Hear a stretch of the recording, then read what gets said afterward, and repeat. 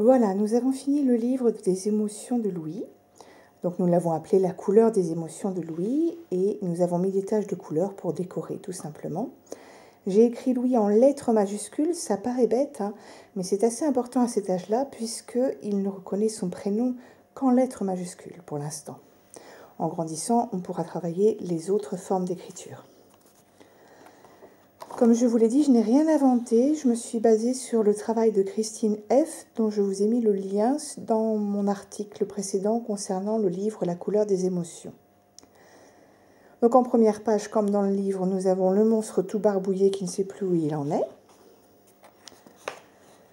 Ensuite, nous avons fait une page sur la colère. Alors tous les bonhommes, c'est Louis qui les a coloriés, bien sûr. Et ensuite, je l'ai interrogé.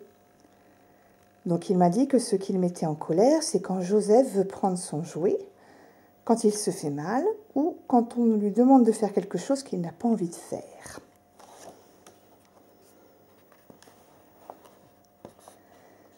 Ensuite, nous avons travaillé sur la peur. Donc là aussi, c'est lui qui a colorié. Et ce qui lui fait peur, c'est quand il fait noir et qu'il croit qu'il y a des méchants. Quand il y a des feux d'artifice ou quand il rencontre des gens qu'il ne connaît pas. Louis est assez timide. La tristesse.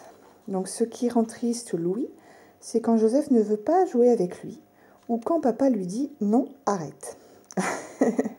Je tiens à dire que je lui dis aussi « non, arrête ». Et enfin, pour finir sur une note positive, on a mis la joie. Donc la joie, ce qui le rend heureux, c'est quand il joue, quand il prend des photos. Il aime beaucoup prendre des photos. Quand il fait la course ou quand on part en vacances. Donc vous pouvez tout à fait faire le même genre de choses avec vos enfants. C'est très simple, hein. Nous avons imprimé les monstres, nous les avons coloriés. Je vous ai mis quelques photos dans l'article. Ensuite, j'ai découpé et collé parce qu'à 3 ans et demi, il est beaucoup trop petit pour découper aussi bien que ça, c'est évident. Je lui ai demandé ensuite ce qu'il mettait en colère, ce qui le rendait heureux, ce qui le rendait triste. Et j'ai écrit ses réponses telles quelles pour garder ses mots.